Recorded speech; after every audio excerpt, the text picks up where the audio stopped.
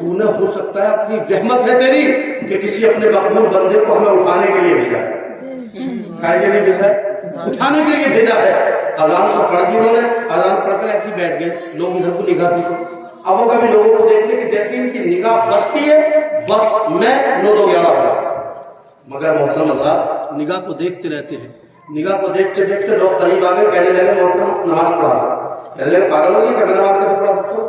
کہا نماز پڑھاؤ یار. کہا میں چور ہوں. کہا نہیں تم چور نہیں ہو سکتے. جو آدمی ہمیں اٹھانے آیا ہو قسم خدا کی وہ اللہ کا مقبول بندہ ہوگا. کہنے لگے نہیں میں چور ہوں. کہا آپ چور نہیں ہے. کہا میں چور ہوں بھائی. لوگ ان کی عزت کرنے لگے, تقریم کرنے لگے. حضور غوث اعظم ادھر نماز تہجد پڑھ رہے ہیں, نماز تہجد پڑھ کر مریدوں میں بیٹھے ہیں. مریدوں میں بیٹھے بیٹھے حضور غوث اعظم سمجھانے لگے مسئلہ مریدوں کو اور مسکرانے لگے. مریدوں نے پوچھا حضور کیا بات ہے؟ میرے غوث فرماتے تمہیں پتہ نہیں یہ بات ہے؟ کہا حضور ہمیں تو معلوم نہیں ہے. غوث اعظم فرماتے ایک بندہ تھا, اس نے 2 شرط رکھی تھی مجھ سے. ایک شرط یہ رکھی تھی کہ میں نماز نہیں پڑھوں گا اور چوری کو میں کبھی نہیں چھوڑوں گا. نماز بھی نہیں پڑھوں گا, چوری کو بھی نہیں چھوڑوں گا. لیکن میں نے اس کی 2 باتوں کو مان لیا اور میں نے ایک بات کہی کہ تو اذان پڑھنا. تو دیکھو میں تو اس کی 2 باتیں مان کر بچ گیا, وہ میری ایک بات مان کر ہی پھنس گیا. میں تو اس کی 2 باتیں مان کر بچ گیا, وہ میری ایک بات مان کر ہی پھنس گیا. محترم حضرات ادھر وہ بتیرے کوشش میں ہے. محترم حضرات بہت تبربازی کرتے ہیں کہ بھاگنے کا موقع مل جائے. مگر حضور غوث اعظم کا کمال ہے, نگاہ ولی میں محتاطی دیکھی, بدلتی ہوئی غداروں کی تقریر دیکھی. جو محترم حضرات حضور سے گرنا غوث اعظم ادھر مسکرا رہی ہے, ادھر وہ کھڑے ہیں. لوگوں نے کہا حضور نماز کو پڑھائیے. کہا میں چور ہوں. کہا ہو سکتا ہے چور ہو مگر اب تو اللہ کے مقبول بندے ہو, ہم تمہارے پیچھے نماز پڑھنا چاہتے ہیں. اللہ کے ولی ہو, اللہ کا رفیق ہی ایسا عمل کر سکتا ہے. جو اللہ کا شفیق ہوگا نا ایسا عمل وہی بندہ کیا کرتا ہے. آپ اللہ کے ولی ہے, وہ کہتا ہے نہیں بھائی میں بڑا گناہگار ہوں, میں تو نمازوں سے دوری بنائے ہوا تھا, میں تو بے شمار گناہ کرتا ہوں, آپ نے مجھے اتنا اعلیٰ کیوں بنا دیا ہے؟ اللہ اکبر کہتے ہیں جیسے کیسے ہمارے نماز سے بڑھا دیا, نماز کے بعد سلام بھی بھیج دیا ہے. لیکن لوگ محمود لگے کہنے لگے حضور مرید تو بنا لیجیے. ارشاد فرماتے ہیں میں مرید کیسے بنا سکتا ہوں؟ بتاؤ تو صحیح, جو نماز نہیں پڑھتا, جو چوری کرتا ہے, جب وہ مرید بنا دے گا. پیر کو یہی سکھاتا ہے کہ تمہیں نماز پڑھنی ہے, چوری کو چھوڑنا ہے, گناہ کو چھوڑنا ہے. مگر میرے اندر تو وہ باتیں پائی جا رہی ہیں. اب بتائیے میں کیا کروں, ایسا کون سا عمل کروں کہ جس کی بنا پر مجھے آزادی مل جائے؟ لیکن لوگ ہاتھ چھوٹنے لگے, پیروں میں گرنے لگے, محترم اللہ کو سب پڑنے لگے. کہتے ہیں جیسے ہی میں ان کے پاس سے نکلا, اپنے قدموں کو بڑھایا, جیسے ہی گھر سے باہر نکلا, ایک قدم باہر ایک قدم اندر ہے, اگلا قدم زمین پر نہیں لگا. میں نے دعا کی تھی اے رب العالمین بتا تو صحیح مولا, میں زندگی میں نافرمانی کرتا رہا, آج دکھاوے کی صحیح ایک وقت کی نماز کا پڑھی, پروردگار تیرا بن کیا گیا. آج اتنا کرم ہوا, لوگ مجھے پیر سمجھنے لگے. پروردگار اگر دکھاوے کی نماز میں, دکھاوے کے عمل میں, دکھاوے کے عمل میں اتنا کرم ہے تو سچ میں اگر تیری عبادت کر لیتا تو تیرے کرم کا عمل کیا ہوگا. اللہ اکبر. محترم حضرات دعا کرتے ہیں, ادھر یہ تکبیر کرتے ہیں, ادھر یہ تکبیر کرتے ہیں, اٹھتے ہیں, اٹھنے کے بعد پھر بیٹھتے ہیں, دروازے پر قدم لگائے ہوئے ہیں, دروازے پر قدم رکھ کر پھر اٹھتے ہیں, پھر بیٹھتے ہیں. قسم خدا کی غوث اعظم فرماتے ہیں, جا کر ملتے ہیں, غوث فرماتے ہیں کہ اللہ کا مقبول ہو گیا, کہ اللہ کا رفیق ہو گیا, کہ اللہ کا شفیع ہو گیا. کہا کیسے ہو گیا؟ میں تو گناہگار ہوں. کیسے ہو گیا؟ میں تو ظالم ہوں. کیسے ہو گیا؟ میں تو جابر ہوں. میں تو دنیا کے چکر لگا رہا تھا, آج میں ولی کیسے بن گیا؟ غوث اعظم فرماتے ہیں دروازے پر قدم تھا, تم نے فریاد کی تھی, فریاد کرنے کے بعد اگلا قدم نہیں پایا تھا, اس سے پہلے اللہ نے تجھے ہدایت کا تاج فرما دیا ہے.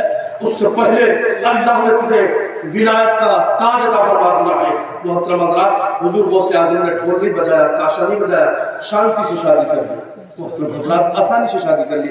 ہمیں بھی چاہیے آسانی سے شادی کریں. حضور امام محمد باقر فرماتے لوگوں شادی آسانی سے کرو, اور جس شادی میں ڈھول کا ہو جائے نا تو 70 میل دور سے خبائش آ جاتے ہیں. پریشان کرتے ہیں. اگر تمہیں کچھ اور بھی نہ ہو تو اللہ کے نبی کا ذکر کرو, پانی پہ دم کرو اور گھر کو پانی کے چاروں کونے پہ ڈال دو. اللہ اس گھر سے آصف کو دور فرما دے گا, اور آصف نہیں بھی تھا تو کبھی بھی ہوگا تو اللہ اس کو دور فرما دے گا. یہ قرآن عظیم ہے. اگلی آیت کیا تھی؟ ربکم الذی خلقکم من نفس واحدۃ وخلق منها. اللہ نے ایک جان سے پیدا کیا اور ایک جان سے پھر جوڑے بنا دیے, پھر جوڑوں سے بے شمار مرد اور بے شمار عورتوں کو بنا دیا. یہ کس کا کرم ہے عورتوں کو بنانے والا؟ کون؟ ونساء, بہت ساری عورتیں. پھر اللہ خوب لاتا ہے واتقوا اللہ الذی تساءلون, اور ڈرو اللہ سے. ایک آیت میں جو محترم حضرات آیت کریمہ علماء فرماتے ہیں آیت کی ہو گئی, لیکن میں جو بول وقت کی آیت ہوتی ہے اس سے پہلے ہی اللہ نے پھر موت کر دیا, پھر کہا اللہ نے ڈرو. کیوں؟ کیونکہ اللہ ہمارے دلوں کو پرہیزگار بنانا چاہتا ہے, متقی بنانا چاہتا ہے. اللہ کا ڈر سب سے بڑی طاقت ہے. جب انسان دل میں اللہ کا ڈر رکھتا ہے نا تو اللہ آنے والے خوف سے اور پیچھے والے غم سے محفوظ کر لیتا ہے.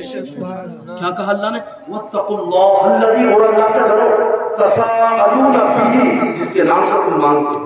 بیوی کس کے نام سے لے کر آ رہے ہو؟ انسان کئی طرح سے بیوی مانگتا.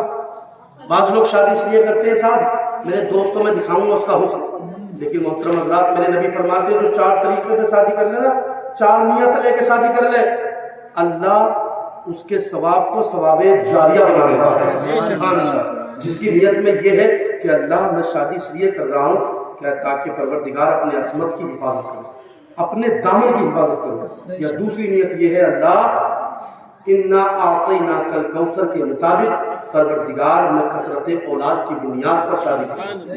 اس کی وجہ یہ ہے ان پہ گفتگو ہو سکتی ہے لفظ پر, کثرت اولاد پر, اور یا رسول اللہ اور خالق حقیقی اس لیے شادی کر رہا ہوں میں پروردگار تاکہ خالق کائنات میرے دامن کی اور پروردگار میری اولاد میں بھی برکت ہو, میری عصمت کی حفاظت ہو, اور پروردگار عالم شادی کرنے کا جو میرا مقصد ہے وہ سکون ہے. اللہ تو مجھے سکون دے دے, اور پروردگار کی وجہ سے میں شادی کر رہا ہوں. پھر کہا جب تمہاری نظر لڑکی پر پڑے نا تو نبی فرماتے 4 لڑکیوں کو دیکھ کے شادی کرتا ہے. مالیہ مال کو دیکھتا ہے, دینیا دین کو دیکھتا ہے, حسنیہ حسن کو دیکھتا ہے, نسبیہ نسب کو دیکھتا ہے. کوئی سوچتا ہے اس کا نسب گھرانہ بہت مالدار ہے, اس کی طاقت کام آئے گی, اس کے بھائیوں کی طاقت کام آئے گی, تو جھگڑا ہوگا. پہلے سوچے بڑا جھگڑا تو ہونے والا. سوچنا تو یہ چاہیے تھا میں نیک ہوں, اگر یہ نیک نہیں ہے تو خدا کے کرم سے ان کو بھی نیکی کی دعوت دیں. اور علماء کیا سمجھتے ہیں کہ صاحب ہم سکھاتے ہیں لوگوں کو اچھا لگنے چاہیے. ارے نہیں, تم اپنا حق ادا کرو, جو قرآن حدیث میں حق ادا کرو. سمجھنا اور سمجھانا تو کام پروردگار کا ہے, نہیں ہے, مولا کا کار ہے. محترم حضرات کیا کہا؟ واتقوا اللہ الذی, اور اللہ سے ڈرو, تساءلون بہ والارحام, جس کے نام پر تم مانگتے ہو. تساءلون بہ والارحام, اور اگر تم نے ایسا نہیں کیا, اللہ سے نہیں ڈرے, شادیاں اچھے طریقے سے نہیں کی, اللہ کے نام پر جو مانگتے ہو کہیں کام نہیں کیا, تو اس بات کو نہ بھولنا ان اللہ کان علیکم رقیبا, اگر ایسا نہیں کرو گے تو بے شک اللہ تم پر سخت نگرانی کیے ہوئے.